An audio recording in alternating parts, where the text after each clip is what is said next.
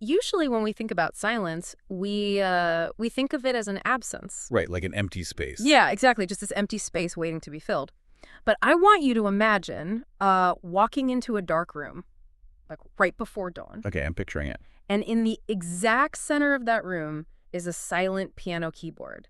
There's no audience waiting in the wings. There's no sheet music open on the stand. The piano. Just the keys sitting there, completely still, maybe reflecting a tiny sliver of window light. And it looks entirely passive, It does, yeah. But within each of those wooden keys and like those taut steel strings is a sound that just hasn't entered time yet. I mean, it's pure potential. Oh, I love that. Pure potential. And then you step forward and you press one single key, let's say middle C. Just one note. Right, just one isolated note. It doesn't have an argument to make. It has no ornament, no companion, no context. But the room instantly, irreversibly changes. It has to, yeah. The wood of the piano physically vibrates. Exactly. The floorboards carry that frequency right into the soles of your shoes.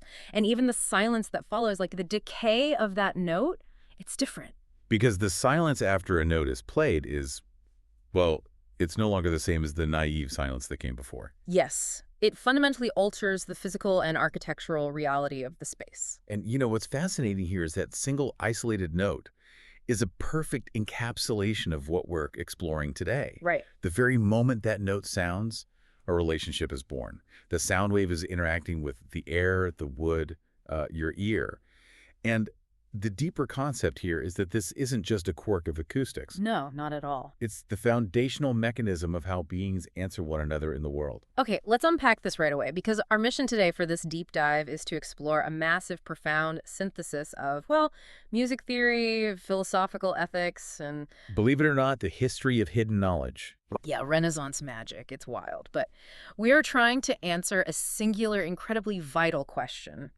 How do you find freedom, meaning, and truth in a world that is just, drowning in overwhelming noise? It's a huge question. It really is. And to do this, we're grounding our deep dive in two incredible sources. The first is a modern philosophical text called The Harmonic Return, a philosophy of formed resonance. A fantastic book. And the second is its historical companion, an exploration of early science and occultism called The Temple of Known Reality. Right. We're going to look at how a simple musical core, an artificial intelligence pilot program, and 16th century magic all share the exact same architecture. The architecture of human limitation and human potential. Exactly. And, the central thread tying all of this together, and it is a massive thread, is the concept of formed resonance. Let's break those two words down. Please do.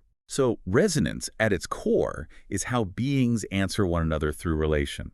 Whether we're talking about musical notes vibrating in sympathy, or two people in a conversation, or, even celestial bodies exerting gravitational pull on one another. They're resonating. Right. They are answering each other's presence. But resonance without boundaries is just chaos. It's like a crowded room where everyone is screaming at once. Exactly. That is where the formed part comes in. Form represents the boundaries, the constraints, and the measures that actually make those answers intelligible. So they're coherent. Yes, coherent. And by the time we finish this deep dive, you're going to have an entirely new, incredibly sharp framework for testing the systems, the relationships, and the authorities you interact with every single day. But to understand how these massive structures actually work, we first have to, strip everything down. We have to go back to the basics. Yeah, back to that single fundamental building block of reality and of music, a center point. Right. So let's go back into that dark room with the silent keyboard. When that first note, middle C, is played, it feels complete to the ear, right? Yeah. It stands alone. Yeah, totally. But as the Harmonic Return points out, it only feels complete because nothing has arrived to test it yet. It hasn't had to negotiate its existence. Exactly. But what happens when a second note enters? And then a third? The relation begins its work. Now, here is the crucial philosophical insight. The original C note does not physically change. The frequency is exactly the same. Yes, but its function changes entirely based on the company it keeps. Okay, give me a sense of how that works practically, like for someone listening who isn't a musician. Sure. Let's say you hold that C and then you play an E and a G above it. Okay. You've just created a C major chord. In that context, our original C is the root. It's the boss. It's the ground floor of the building. It's in charge. Right. But if you hold that exact same C and someone else plays an A and an F below it, Suddenly that C is no longer the root. Oh, wow, right. It's the fifth of an F major chord. It feels completely different. It's no longer the foundation, it's the ceiling. Depending on the surrounding notes, that C could be a suspension, a passing tone, a leading tone, or, even a glaring, painful error. Exactly. The material didn't change. Its identity deepened and shifted entirely through its relationships. And this brings us to what the source calls the music theory tree, which it uses as a profound philosophical emblem for how we structure reality. And this revolves around the concept of modes. Right. Now, for anyone listening who isn't a jazz musician or a classical composer, let's break down what a mode actually is, because it's vital to the rest of our deep dive. It's super important, yeah. So if you sit at a piano and you play only the white keys, starting on C and going up to the next C, you are playing the Ionian mode. With a standard major scale. Yeah, it sounds bright, settled, familiar. It's the sound of a happy ending in a movie. Exactly. The distances between those white keys are a specific pattern of whole steps and half steps. And because you started on C, your ear treats C as the gravitational center, like the home base. But if you shift your center, everything changes. Like, if you play those exact same white keys, no sharps, no flats, the exact same physical material on the piano, but you start on D and you end on D, the whole world shifts on its axis. You are now playing the Dorian mode. And it sounds completely different. It's austere, it's a bit minor, it has this unique floating tension to it. And the physical material hasn't changed at all. No. Mm. But because you changed what note acts as the center of gravity, the meaning of the entire scale is reorganized. And that shift in center reorganizes the internal relationships. The half steps suddenly fall in different places relative to your starting note. The tension points move. Right. Where your ear expects resolution, it gets suspension. The profound lesson here is that a world, whether it's a musical scale, a family dynamic, or a political system, is made not only from the raw material it contains, but from what it treats as its center. The center dictates the gravity. Yes. I was thinking about this, and it's like walking into a house you've lived in for years. But I want you to imagine looking at this house through the lens of a real estate agent, and then looking at it through the lens of a burglar. That's a great analogy. All right. The physical house, the layout, the wood, the windows, the doors, has not changed one bit. Those are the notes. They're objective facts. Sure. But the real estate agent centers light and flow and, open square footage. They organize the reality of the house around market value. Yeah. But the burglar, walking through the exact same space, centers blind spots, window locks, squeaky floorboards, and escape routes. They organize reality around vulnerability. The physical material is identical. But the center of their attention completely and utterly reorganizes reality itself. That is a phenomenal way to conceptualize it. And the text takes this architectural concept directly into human identity. Well, it introduces the principle of identity as function. Think about yourself. You possess a given name, but your identity vastly exceeds that name. Just like the musical identity of the note C vastly exceeds the letter C. Right, I'm not just one thing. Exactly.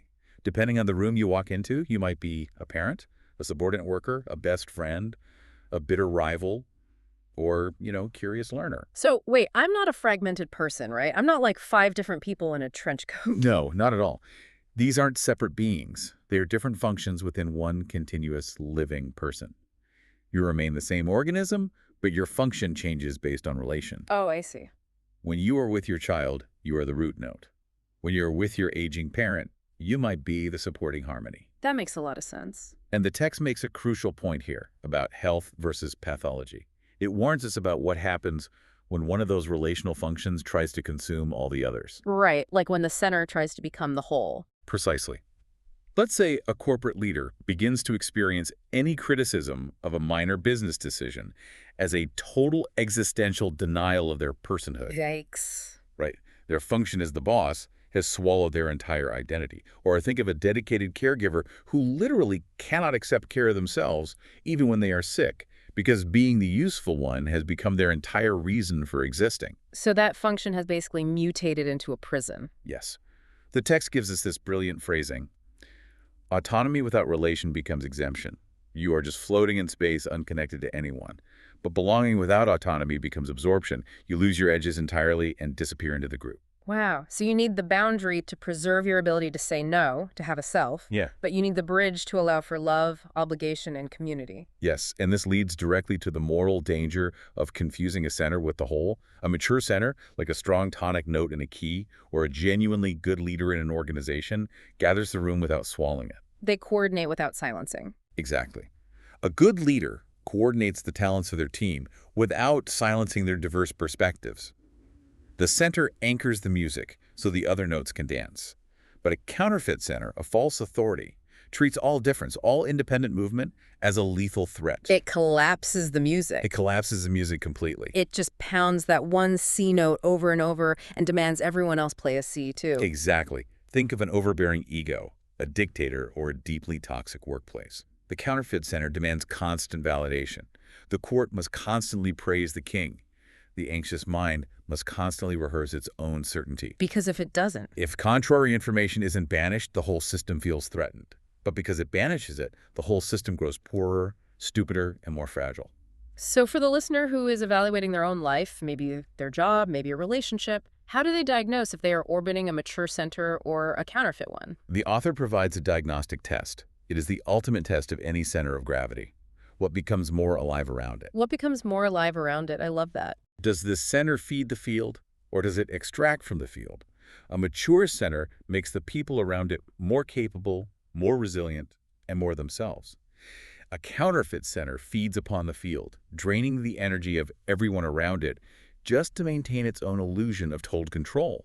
That is an incredibly powerful diagnostic tool. But hold on, let me push back here on the philosophical premise. Sure, go ahead. If we recognize that every perspective has a center and that reality can be organized in completely different ways, like our real estate agent and our burglar, doesn't that lead us straight into pure relativism? I see what you're saying. Doesn't that imply that all perspectives are just equally true and there is no objective reality? It's a vital question, but the text explicitly, aggressively rejects that kind of relativism. Uh-huh. It says that recognizing that every hearing has a center does not excuse indifference to correction. Meaning, a mode can still be played badly. You can hit a wrong note. A witness in a trial can overlook decisive physical evidence. A scientific theory can simply fail to predict reality. So just having a perspective doesn't make you right. Exactly. The fact that our burglar organizes the house around vulnerability doesn't mean a brick wall isn't solid.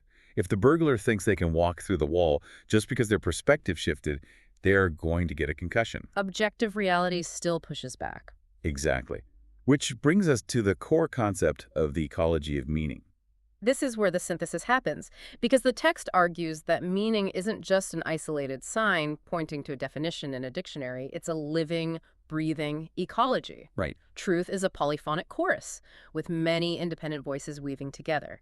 It is not a forced, uniform synthesis where everyone just chants the same note. And to understand how human beings have historically tried to map this incredibly complex ecology, we have to open our second source. The temple of known reality. Yes. We have to dive into the history of hidden knowledge. It's a wild historical pivot, isn't it? It is, but it makes perfect sense when you look at the mechanics.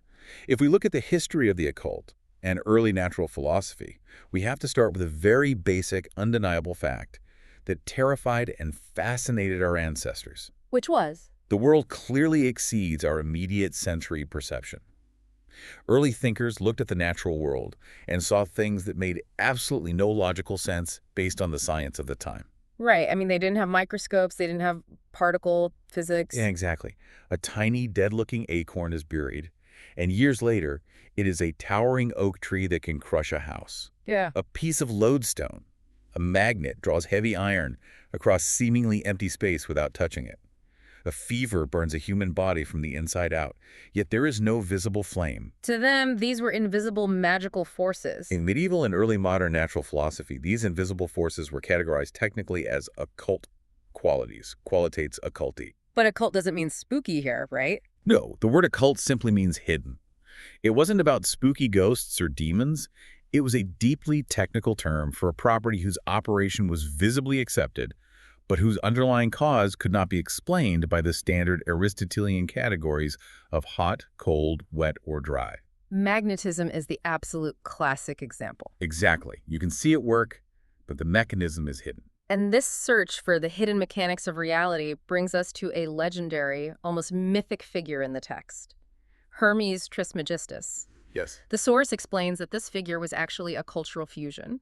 You have the Greek messenger god Hermes, who crosses boundaries and delivers knowledge, merged with the Egyptian god of writing, magic, and wisdom, Thoth. You get Hermes the thrice great. Right.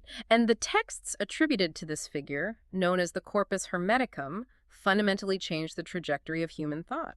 They really did. These texts were written in late antiquity in the early centuries of the Common Era in the intellectual melting pot of Hellenistic Egypt. What do they actually say? They proposed a cosmos that is not dead, not mechanistic, but entirely living and deeply intelligible. They argued that the human mind bears a direct kinship with the divine mind that ordered the universe. This is where we get the famous phrase, as above, so below. Precisely. That phrase captures the Hermetic architecture. The universe is structured through sympathetic resonance. The human being is a microcosm, a little world. And the universe is the macrocosm, the great world. Right. And because they share the same architecture, by understanding the inner workings of the human soul, you can read the pattern of the greater cosmos and vice versa. And this idea absolutely blew the minds of Renaissance thinkers. Like, let's set the scene here. We are in Florence, Italy in the 1460s. A very exciting time. The incredibly wealthy and powerful Medici family is funding a massive intellectual revival. Cosimo de' Medici gets his hands on these Greek manuscripts of the Corpus Hermeticum, and he gives them to his chief scholar, a man named Marsilio Ficino. And Ficino is so excited that he literally stops translating the complete works of Plato, the foundational philosopher of the Western world, to translate Hermes first. It's a stunning historical moment. Mm-hmm. I mean, why did Ficino stop translating Plato? Because he genuinely believed these Hermetic texts were older than Plato, older than Pythagoras, perhaps as old as Moses. Wait, Moses? Really? Yes. He believed he was holding the unbroken, original, primordial theology of humanity. But he was wrong about the dates, right? He was completely wrong about the timeline, which we will get to, but that historical misunderstanding fueled a massive creative explosion. Ficino didn't just read these texts. He built an entire actionable system of planetary magic out of them. Planetary magic, how does that work? He believed the world was linked through graduated affinities. Every plant, every stone, every musical interval had a sympathetic resonance with a specific planet. Oh, wow. And Ficino believed that by using the right music, burning the right incense, and using disciplined imagination, you could physically tune your own soul to receive celestial influences, much like tuning a radio to catch a specific frequency. And then you have other brilliant minds adding to this architecture. You had a young prodigy named Pico della Mirandola who wrote the famous Oration on the Dignity of Man. A hugely important text. Yeah, and Pico argued something revolutionary for the time. He said humanity wasn't fixed in a rigid hierarchy. We weren't stuck between angels above and animals below.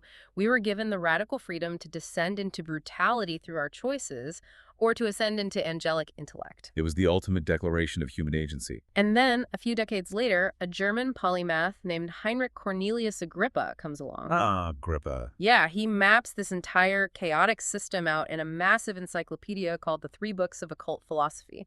Agrippa gave the Renaissance occult its most durable, logical architecture. He did.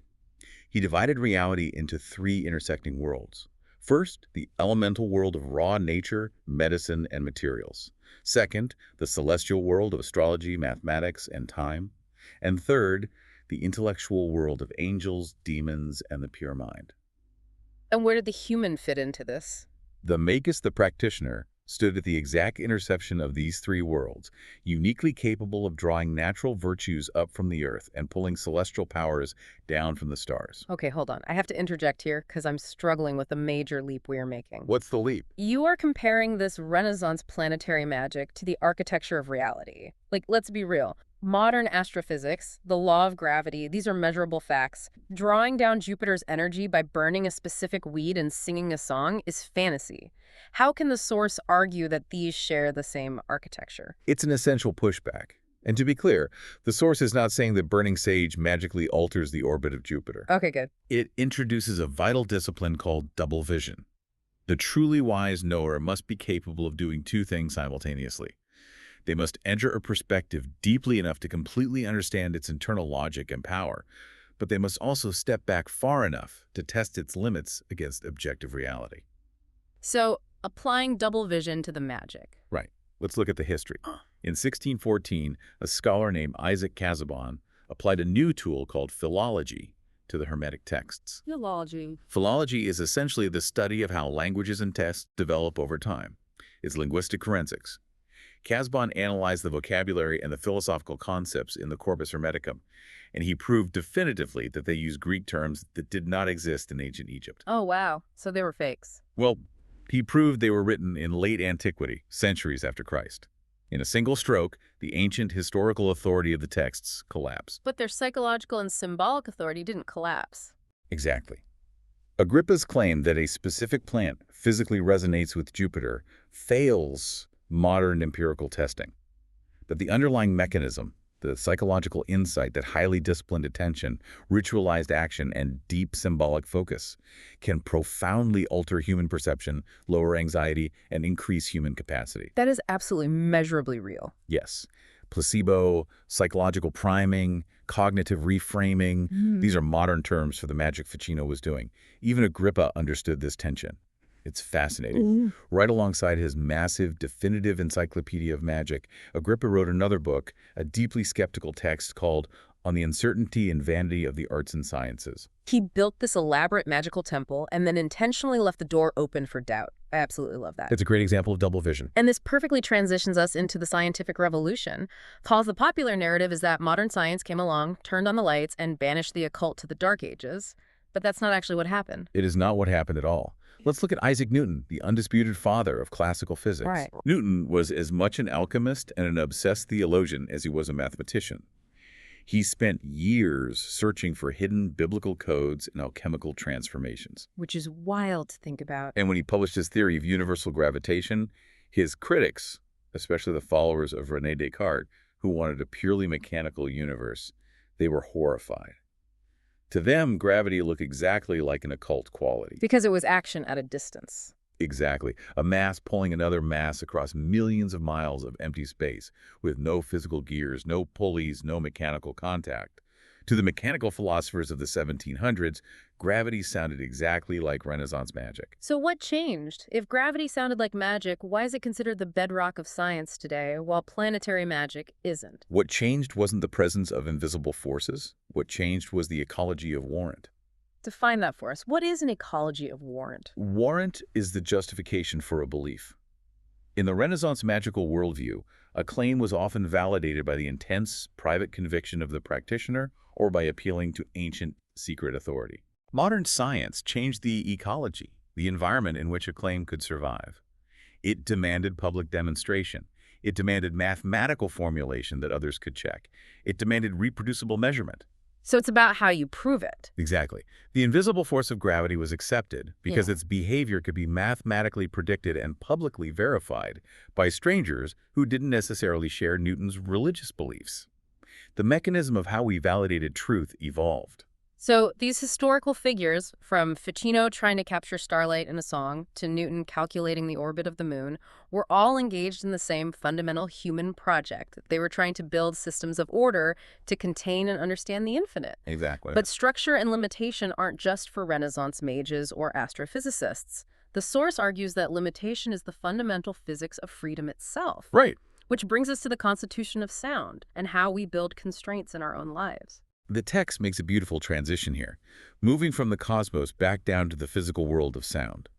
Sound, at its absolute most basic scientific level, is just energy in motion. It's vibrating air molecules. But music only begins when that wild energy accepts form. You need a boundary. Yes. A guitar string only produces a recognizable pitch because it is pinned down at both ends, cut to a specific length, and put under intense tension. And a drum only works because the membrane is stretched tight over a rigid shell. Right. If you take away all the tension, if you remove all the constraints, the instrument doesn't suddenly become infinitely free to make any sound. It ceases to be an instrument at all. It just becomes a floppy piece of wire or a loose piece of skin. This makes me think of the rocket analogy from the source, which is just brilliant. I love the rocket analogy. For anyone listening who bristles at the idea of rules or constraints, think about this. Combustion fire and expanding gases released without a chamber is just a destructive explosion. It's a bomb. It blows outward in all directions and dissipates. But if you put that exact same explosive energy inside the rigid constraint of a combustion chamber and force it out through a narrow nozzle, it creates thrust. The rigid form doesn't kill the fire, it gives the fire direction. It turns an explosion into a vehicle that can reach orbit. It is a perfect metaphor for human capability. Raw energy becomes expressive or capable of doing work only through ordered limitation. But, and this is a massive but, the text is very quick to warn us that not all containment is good. Right, because a rocket nozzle is a constraint, but a prison cell is also a constraint. Exactly. They both limit movement, but with entirely different moral outcomes. So how do we judge the rules, habits, and structures governing our lives? The author divides all constraints into 3 distinct categories. We have to learn to recognize them. Okay, walk us through these 3. The first is the enabling constraint. This is a boundary that makes valuable, complex action possible. Think of the grammar of a language. Okay, Grammar limits how you can string words together. You can't just throw verbs and nouns in a blender. But by limiting your options, grammar enables intelligible speech so someone else can actually understand you. Gravity is an enabling constraint. It keeps us from floating into the vacuum of space, which enables us to walk and build cities. Yes. Or, on a personal level, making a promise. A promise severely limits your future choices, but it is the enabling constraint that builds trust in a relationship. Precisely. We want those. The second type, however, is the dead constraint. This is a rule or a boundary that survives long after its original purpose has vanished. Like red tape.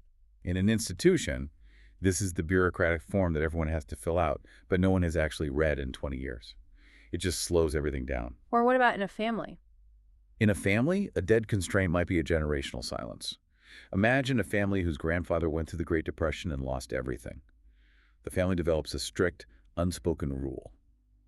We do not talk about money, because money means panic and shame. Okay. In 1932, that silence might have been a defense mechanism that kept the family from falling apart. But 3 generations later, when the family is financially stable, that rule is still operating. It's a dead constraint. It no longer protects them. No, it just transmits free-floating anxiety to the grandchildren. This is just how our family is. Yes, ancestry, used as an excuse for dysfunction. And then we have the third and absolute most dangerous category, the extractive constraint. The extractive constraint. This is a constraint that is highly functional and highly efficient. It works beautifully. It organizes life, it coordinates labor, and it produces wealth. But it transfers the principal benefit upward, while distributing all the cost and the risk downward. Give me a real-world example of an extractive constraint. Think of what is often called the passion tax in creative industries, NGOs, or video game development. A company structures its culture around extreme devotion to the mission or the art. Oh, I know exactly what you're talking about. Right. The rule is that if you really care, you work 80-hour weeks. The system functions, games get made, campaigns get launched. But it is an extractive constraint. The workers at the bottom bear the physical cost of burnout, ruined marriages, and exhaustion, while the executives at the top harvest the financial benefits and the prestige. And the most insidious part is that the extraction is disguised as virtue. If you complain, you aren't committed enough. Exactly. The language of morality is hijacked to hide the extraction. This is why the text insists we must constantly audit the rules governing our lives. And the metric for this audit is a concept called corrigibility. Let's define that. Corrigibility. Corrigibility means the capacity to be corrected, revised, or exited. Can a rule be questioned without the questioner being punished? Can you walk away from the system?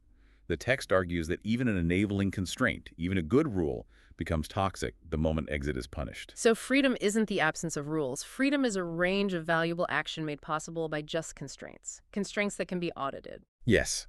The source lists 5 properties of a worthy constitution. And this applies to a government, a workplace, or even your own internal habits. Okay, let's hear them. 1. Its purpose must be explicit, not hidden. 2. Authority must be divided, so no single voice hears only its own unquestioned echoes. 3. Correction must be built in, like a pressure release valve. 4. Exit must remain possible without destroying the reputation or livelihood of the person leaving. And 5. The Constitution must be revisable as reality changes. That is an incredible checklist. So think about an organization you belong to right now. Does it have a pressure release valve? Can you leave with your dignity intact? But here's the reality. Structures are never perfect. Friction is inevitable. It always is. What happens when these rules rub up against each other or when human beings outgrow them? In music, that friction, that clash of notes, is called dissonance. And how we handle dissonance is the subject of our next major exploration. Dissonance in music is simply a relation under pressure. Two tones are sounded together, and they refuse to find immediate rest. The frequencies clash, and the ear hears instability. It wants to resolve. But the text makes a profound observation about human nature. We have a terrible, deeply ingrained habit of moralizing tension way too quickly. Explain what you mean by moralizing tension. We assume that agreement, smoothness, and comfort are automatically good. And we assume that conflict, tension, or discomfort is automatically bad, or a sign that something is failing. Right. If a couple has a loud argument, society says, oh, their marriage is in trouble. If a team at work disagrees on a strategy, management sees it as a breakdown in culture. Exactly. But the text argues that dissonance is information before it is a verdict. Think about it. A deeply corrupt institution might be perfectly smooth and completely harmonious because dissent is brutally punished. Silence isn't always peace. Sometimes it's terror. Conversely, a profoundly healthy relationship might experience painful, intense contradiction, precisely because both people are finally being completely real with each other. The tension is proof of life. So not all dissonance is bad. We just have to figure out what kind of dissonance we are dealing with. And the text breaks this down into 4 specific types. Let's really dig into these because this is an incredibly practical toolkit for navigating daily life. Let's start with the easiest one, corrective dissonance. Corrective. This occurs when the tension is revealing a clear, objective error. In music, a string on the guitar is physically out of tune with the rest of the instrument. In life, it means someone is lying, or a business practice is actively violating a stated safety principle. And the resolution to corrective dissonance is straightforward. You stop lying, you fix the safety hazard, you tune the guitar. Yes, it requires honesty and immediate revision. The second type is more complex, developmental dissonance. This happens when new capacity or a new reality exceeds an old form. The classic example is a teenager outgrowing the rules of childhood. The 8:00 p.m. curfew doesn't work for a 17-year-old. Right. The teenager pushes back, causing tension in the house. Now, the tension doesn't mean the teenager's new demands are entirely correct. They might want no curfew at all, which is unsafe. But the dissonance is a signal that the old inherited structure of the 8:00 p.m. curfew must answer, adapt, and expand. So resolution here doesn't mean reverting to the old rule. No, it requires experimentation and negotiation. That makes total sense. What's the third type? The third is tragic dissonance. This one carries immense weight. Tragic dissonance occurs when two genuine, undeniable goods come into direct conflict, and there is absolutely no solution that preserves everything. Give me a painful example of that. Imagine a professional who gets the opportunity of a lifetime, a dream job across the country that will secure their family's future. That is a genuine good. But they also have an aging parent at home who relies on them for daily care. Caring for a vulnerable parent is also a genuine good. Oh, that's tough. Moving destroys the care network. Staying kills the dream job. They're in a state of tragic dissonance. There is no mathematical solution that makes everyone happy. Exactly. And the text notes that attempting to force a clean, painless victory in a tragic situation usually requires lying to yourself or diminishing the value of what you had to abandon. Resolution in tragic dissonance doesn't mean fixing it perfectly. It means faithful loss, grieving what couldn't be saved, and moving forward with compassion for the cost. That is heavy, but so necessary to recognize. And then we have the fourth type, which is incredibly relevant today, manufactured dissonance. Manufactured dissonance is tension that is deliberately introduced and artificially prolonged specifically for someone else's advantage. Like a politician keeping their base in a constant state of outrage so they keep donating money. Yes, or a social media algorithm that has learned that anger keeps you scrolling longer than joy, so it intentionally feeds you infuriating content. Or, on an interpersonal level, an abusive partner who creates constant, unpredictable confusion and drama so their victim is too exhausted to ever plan an exit. So how do you resolve manufactured dissonance? You don't. That is the critical lesson. This tension does not need to be contemplated, it doesn't need to be compromised with, and it certainly doesn't need your empathy. It needs a hard boundary and an immediate exit. You don't negotiate with a system designed to extract your sanity. This raises a really tricky scenario for me. Okay, what is it? Let's say I go to a wellness retreat, or I start following a very charismatic online guru. And through their teachings, I have an incredibly profound, life-changing experience. I feel a sense of cosmic unity. My anxiety drops. I feel amazing. Sure. But this leader is constantly creating drama with critics, demanding loyalty, maybe exhibiting some manufactured dissonance. How do I know if their teachings are actually true or if I'm just getting played? This is exactly where the text draws a massive, uncompromising line between two concepts, significance and warrant. Significance and warrant. Let's dive into that. We touched on warrant earlier with Newton, Right. but let's apply it to your guru. Significance is personal meaning. The psychological relief you felt, the profound sense of unity, the lessening of your anxiety, that significance is completely real. No one can take that away from you. But warrant is public authority. It is the evidence required to make a claim on reality or on other people. If you have a profound, vivid dream about the end of the world, that dream has immense personal significance for your own psychology. Right. But if you try to use that dream to dictate who your neighbor is allowed to marry or how a town should spend its tax money, you completely lack warrant. The text warns us that human credulity constantly grants public authority to leaders just because a personal experience they facilitated was intense. Yeah, that happens a lot. But as the author states powerfully, intensity measures the force of an experience. It does not measure the truth of its explanation. Let me repeat that because it's a mic drop. Intensity measures the force of an experience, not the truth of its explanation. Meaning, just because a charismatic guru made you feel an intense emotional high through breathwork or a moving speech, it does not mean their grand unified theory of the universe is factually true, and it definitely does not mean they are a safe or ethical person to follow. Exactly. And this introduces the text's concept of the hidden person, the true initiate. Knowledge and technique are highly dangerous if they grow faster than a person's underlying character. Ah, the hidden person. Someone can learn the psychological techniques of persuasion, or the neurological hacks of meditation, or the complexities of coding AI, and use that immense power to exploit others, because their character is still fundamentally juvenile or selfish. So how do you test them? How do you test a leader, a movement, or even test your own beliefs? The author suggests something called the question at the summit. It is a brutally simple test. What would change your mind? What changed your mind? If a leader, a belief system, a political ideology, or a scientific theory can absorb every possible counterexample without ever admitting error, if every piece of contrary evidence is just immediately written off as a conspiracy, a lack of faith, or fake news, it is not a truth. It is a sealed room. Certainty has expanded faster than accountability. If nothing can prove you wrong, you aren't dealing with reality. The text also offers a really practical exercise for testing our own character called the double ledger. This is a brilliant discipline of encounter. For any major action you take, especially one that creates friction, you have to write two ledgers. First, the outer ledger. What did the act actually physically do in the real world? Who paid the cost of your action? Who benefited? And the second ledger. And then you write the inner ledger. What was I secretly seeking in my own heart? Was I seeking justice, or was I secretly seeking pride? Was it courage, or was it fear of being left out? Let's apply this to a modern scenario. Imagine someone deciding to post a fiery, aggressive political rant on social media, completely taking down a relative they disagree with. Perfect example. If they write the inner ledger, they might tell themselves, I am defending justice. I am speaking truth to power. My intentions are pure. But if they write the outer ledger, they have to face the physical reality.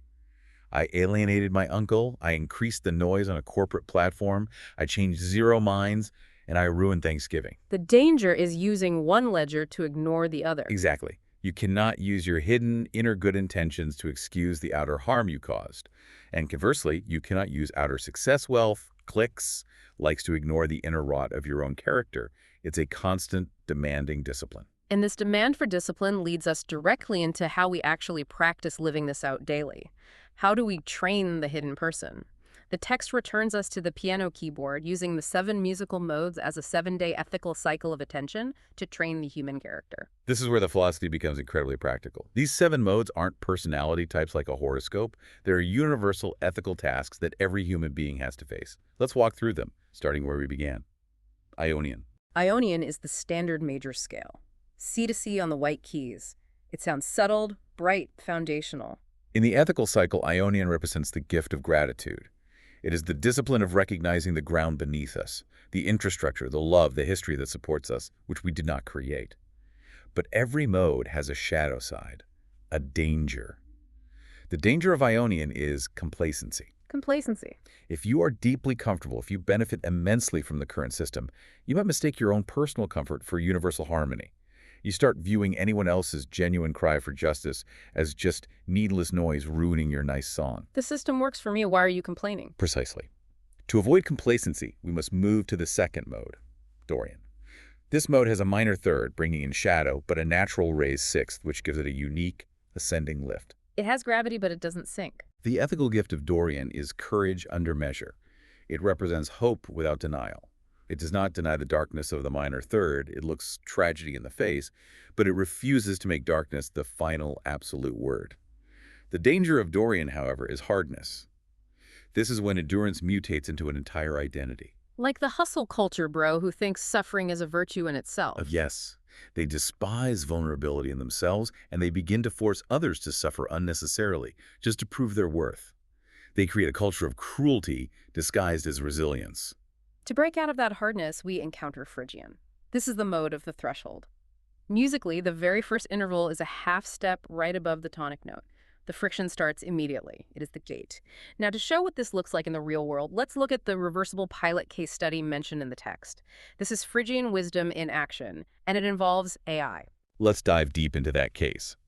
A prominent research foundation had a massive backlog of fellowship applications. They wanted to use an artificial intelligence tool to score the applications to save thousands of hours. The vendor promised speed, efficiency, and total objectivity. Sounds like a standard sales pitch. But a junior reviewer on the team objected. They were worried that the AI, trained on historical data, would inherently penalize unconventional life paths, like someone taking 3 years off to care for a sick child. And crucially, leadership didn't just fire the dissenter, but they also didn't just blindly trust the tech. They built a Phrygian threshold. Yes, they didn't roll it out immediately. They instituted a shadow pilot. The AI would score the applications, but no human would be rejected based on its score yet. Most importantly, they set strict, non-negotiable stop conditions before they even turned it on. Stop conditions. If the AI systematically disadvantaged any protected group, or if his reasoning for a score couldn't be plainly explained to an auditor, the pilot would automatically suspend. They defined the exit before they walked through the door. And thank God they did, because after 3 weeks, the audit showed the AI was actively penalizing career gaps, confusing a gap for a lack of capability. Because they had the threshold conditions in place, they stopped the AI before a single human applicant's life was negatively impacted. Wow. That is the true gift of Phrygian. Threshold awareness. I know what I am entering, I know what I do not know, and I retain the absolute right to stop. The danger of Phrygian, conversely, is fear sanctified as mystery. It's the gatekeeper who controls all access and refuses to let anyone pass out of paranoia. Which brings us to the fourth mode, Lydian. This is the major scale with a raised fourth. It sounds incredibly dreamy, unstable, almost magical. The ethical gift of Lydian is wonder. It is the vital ability to look at the world and realize it vastly exceeds our current scientific or linguistic categories. Wonder keeps us from becoming cynical robots. But the danger of Lydian is inflation magical thinking. The wellness influencer who thinks their green juice cured a systemic disease, and now they are selling it for $50 a bottle. Exactly. You feel so chosen by a profound experience that you lose your grip on empirical evidence and accountability. Wonder is essential, but it must remain under the correction of reality. Next, we have Mixolydian. This is the mode of authority. It's major, but with a lowered seventh. It has force, but it lacks that sharp, driving, leading tone that demands a final resolution. Right. Good authority coordinates action but leaves space open for the future. It invites counsel. It doesn't need to be the only voice in the room. The danger here is charisma leading to central capture. The charismatic leader becomes the entire atmosphere of the group, and members experience any personal boundaries as a rejection of the leader's love. And then we reach Aeolian, the natural minor scale, the mode of grief. This raises a profoundly important question. How do individuals or entire institutions process loss? Imagine a factory town that loses its main industry. The ethical gift of Aeolian is the dignity of sorrow. It tells the truth about value. We mourn because something genuinely mattered. You don't just paste a smile over it. The shadow side. The danger is that grief becomes a permanent, calcified identity. The town becomes a museum to its own failure. Any future joy or new industry is viewed as a betrayal of the past. The text argues that true healing requires a rhythm. Release does not mean forgetting. It means the beloved thing or person changes function. They move from an external presence to an inward inheritance. The chair is empty, but the music continues. Finally, the seventh mode, Locrian. Musically, it is the hardest mode to listen to. It has a diminished fifth, which makes the very concept of a home chord feel unstable and collapsing. It represents limit, dependency, and ruin. Its gift is the stark recognition of our profound dependency. Bodies fail, companies go bankrupt, empires collapse, climates change. We rely entirely on supports we do not control. Facing Locrian prevents hubris, but the danger of Locrian is nihilism. Deciding that because things eventually break, everything is a fraud. Why try to fix the environment if the sun is going to explode in 4 billion years? Exactly. The wisdom of Locrian is learning to care concretely, locally, and passionately right at the edge of ruin, and accepting that some structures, like our extractive constraints, actually should end.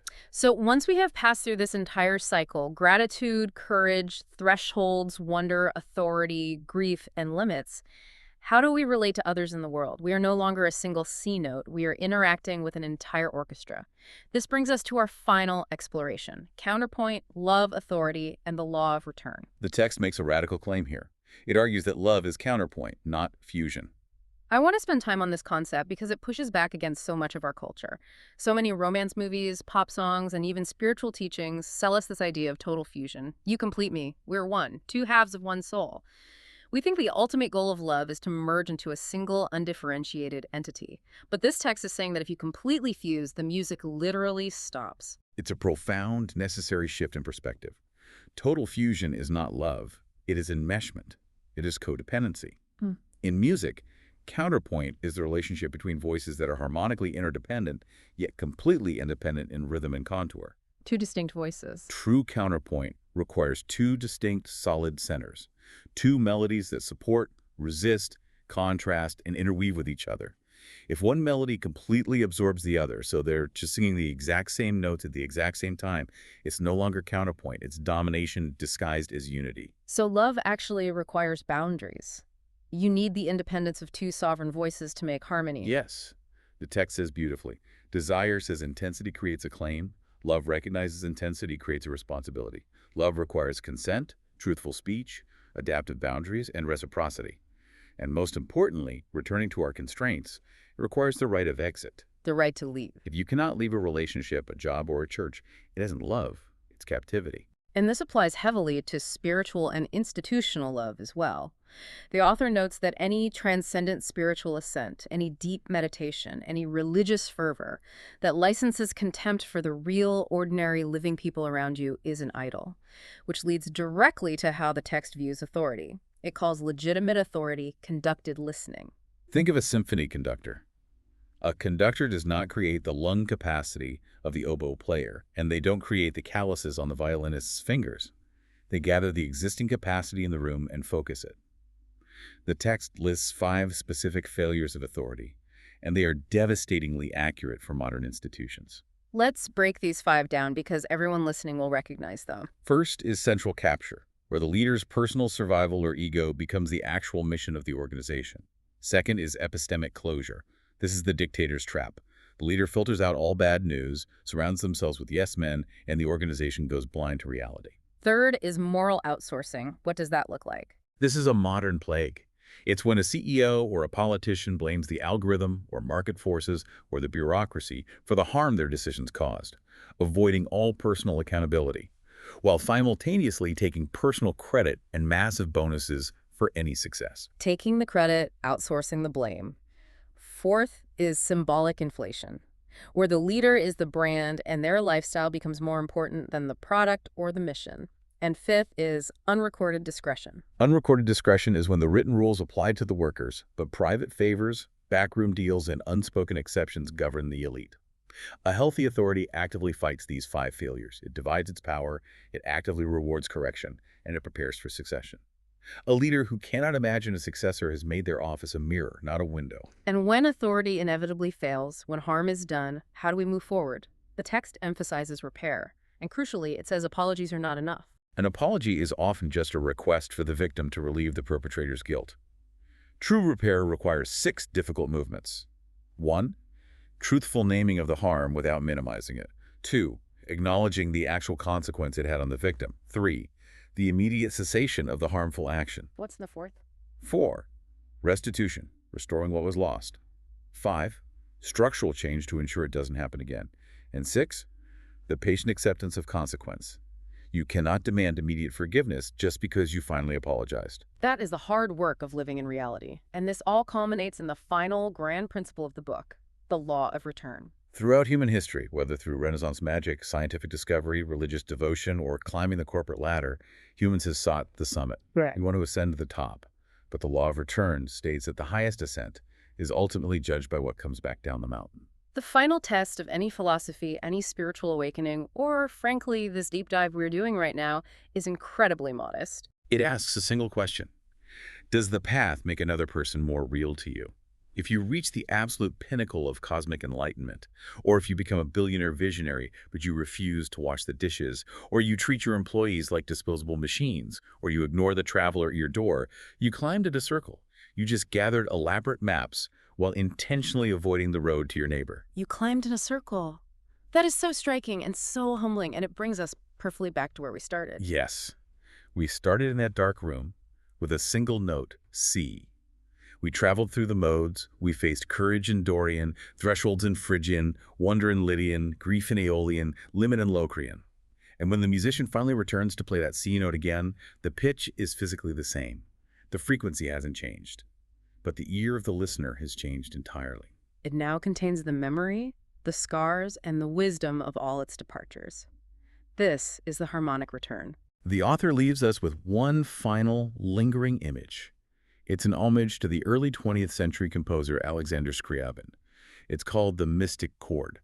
For the musicians, it's a chord built entirely on fourths, rather than traditional thirds. It's C, F sharp, B flat, E, A, D.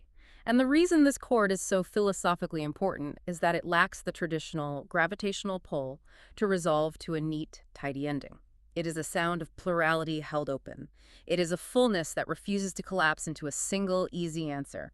It stands in the air as a threshold, waiting for the listener to interpret it and live it. It reminds us that this entire philosophy-formed resonance isn't some magical promise that every tension in your life will perfectly resolve. It is a discipline for remaining truthful, relational, and brave when easy resolution is totally impossible. It teaches us how to hold the dissonance without breaking the instrument. Look at your own life right now. Think about the real estate agent, the structural engineer, and the burglar all looking at the same house. What is the invisible center that is currently organizing your attention? Are you trapped in a dead constraint, a rule from the past holding you back? Or are you operating within an enabling constraint, giving your fire direction? And most importantly, when you look at the systems and relationships you participate in, who is bearing the cost of your harmony? Think about that as the vibration of that single piano key slowly fades back into the wood and you step back out into your ordinary, beautiful, constrained world.